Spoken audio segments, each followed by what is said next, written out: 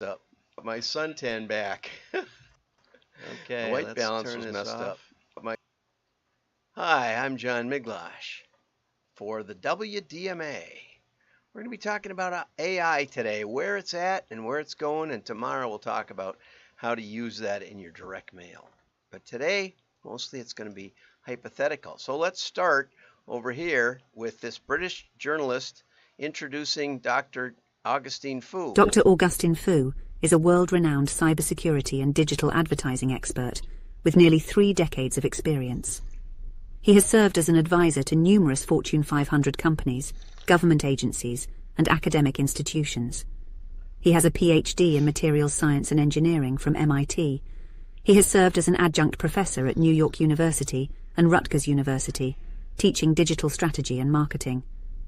Dr. Fu has also been featured in various media outlets, including The Wall Street Journal, Washington Post, New York Times, CNN, and Forbes, among others. Okay, that's enough for now. And let's get over to the rest of the news. Let's see how we do this. I have to remember everything. Every day I have to hit these buttons. So here's an article. The era of limitless creativity is upon us. So what? And these are pictures that Dr. Fu did with Mid-Journey version 5. Mid-Journey version 5. He said he got the opportunity to play around with this for a few days, and so he's going to highlight mostly the positive on how this stuff works. He said basically it's nothing short of amazing. Okay, I actually have been watching. I've been watching someone on Twitter.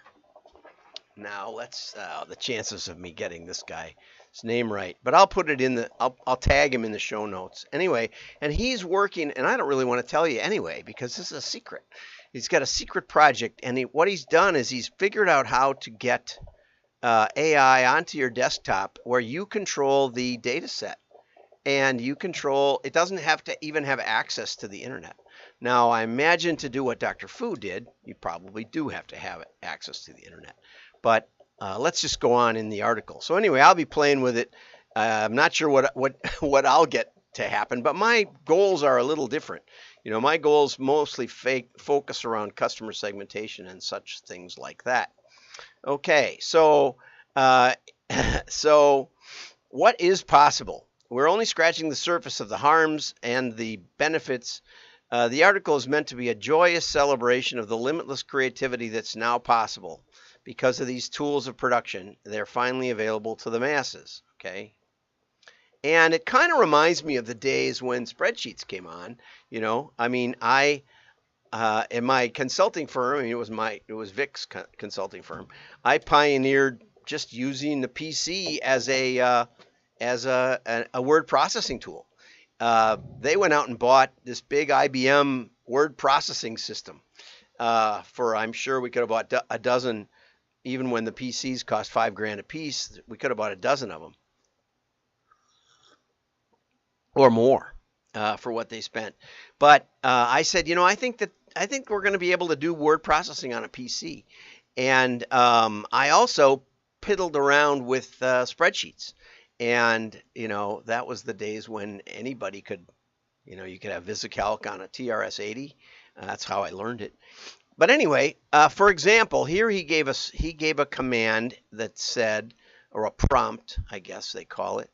And this other fellow he apparently today he's bringing out instructions on how to get full AI capability on your desktop for free. That's more my style. And he also has been experimenting with what kind of super prompts you can give that will bypass some of the guardrails of AI, especially ChatGPT. He found that if you ask it to emulate a professor, for example, that you might get a more nuanced answer.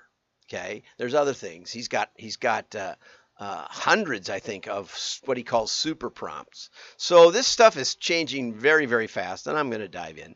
But Dr. Fu beat me on this one. Anyway, he said, give me a photorealistic still life of spectacularly colorful fruits, flowers, and leaves arranged very neatly in a vertical clear glass vase with an antique wooden table, 35 millimeter film, natural lighting from the left side. Okay. And he got this. He got these 4. And of course, people say, well, you can't, you won't get creativity out of AI. Well, you may not, but you can test all 4. You forget. If you said, give me 4 headlines for, describing my latest electric vehicle hybrid car, you'll get something. And you don't have to use any of them, but you could test them head to head, which means that, not only don't they need your copywriting, but they don't need the boss who's going to select the proper headline. If you set this up right with direct marketing, you really could make it work, I think. That's Scott Adams' view on how disruptive this can be to creative work, right? Give you more choices, and, you get to narrow it down. Okay, now he then asked ChatGPT to upgrade the prompt, and it came up with this verbose version of it. We had that Tom Fishburne thing. I can take this simple sentence and expand it into a full page email like I wrote it. And then someone else on the other end says, I can take this 4-page email and condense it down to 1 sentence as if I read it. And then here's the same. This one got overblown with too much fruit and vegetables. Here is a movie poster concept made in seconds, and the biggest difference is the cars and what's going on in the foreground here. That's what I noticed. Here's a mock runway fashion show. Some of it's pretty hideous, but it could actually be the case. Apparently they even mocked up weird outfits. This is oil paintings in the style of 17th century Dutch masters. And here's convincing photos of non-existent French castles surrounded by vineyards. Now that one was pretty cool because there were slight changes in the castle and slight changes in the vineyard, but pretty straightforward. You could play with the lighting. Here's a billionaire's penthouse overlooking Manhattan facing south. So the Empire State Building is down there and such. Here's irises in the style of a botanical book, and I'm assuming that those are something to do with the prompts. It looks like biological drawings. Here's a Ferrari Super E-car. I don't know what this one was. He just did women. Now this one you can see has a funny hand out of place. It's a misformed hand. Of course, you could fix that on Photoshop. And he actually took one of these and made it his, I think this one maybe, and made it his thumbnail on LinkedIn. I wrote him. This is how we got started on this topic. I wrote him and said, Dr. Fu, what's up? He said, you wouldn't believe how many propositions I'm getting from men on LinkedIn who aren't reading. How do you know Augustine is not a woman? You don't know. Augustina? Sure, I've heard of it. I've heard of women named that. And, Christine, Augustine, I don't see a problem. This one, he asked for a white jersey with a German flag insignia on it. And this is where he realized that it could only work with what it had. It could only work with remix of images that it had access to, and there were no German flags on it. And he said he asked for all white shirt design with small rectangular German flag on the front. And this is where it gets into problems. Okay. And he asked for a salmon swimming upstream.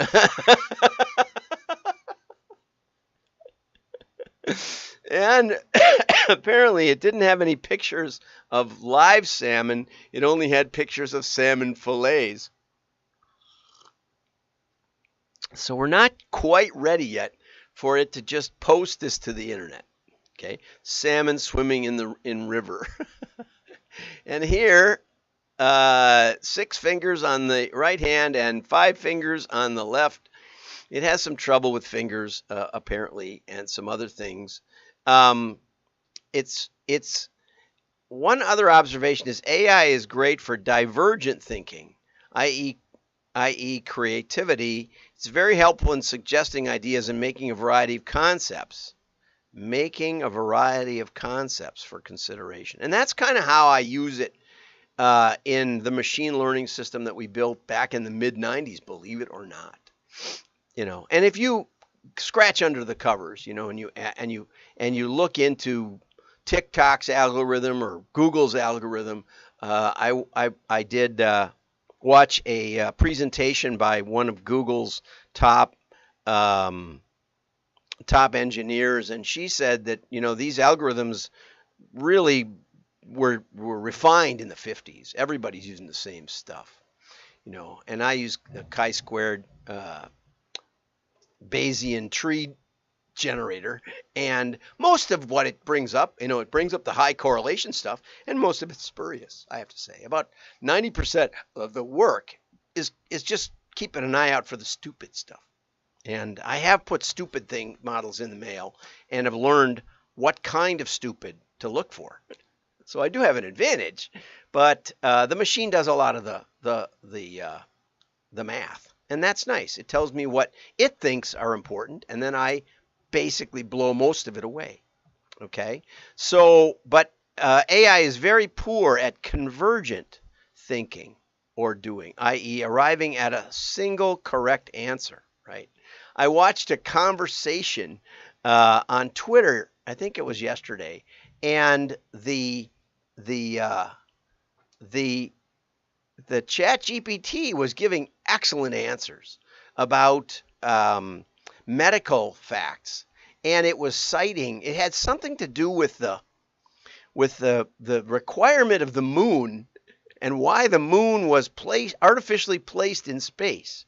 And someone had asked it about that, and it said that the operation, the gravitational tidal forces of the moon are required for DNA to separate properly during cell division, and apparently the citations, which looked very, very authentic, no one could find. They were like made up. And so be very, very careful at what you believe coming out of your AI, right? He then asked it to generate a silver metallic pin with the letters FA on it, maybe for Augustine Fu, or FLP on the logo. And this looks like FL, this looks like AF, this just looks like kind of an AFL, and these never even got close.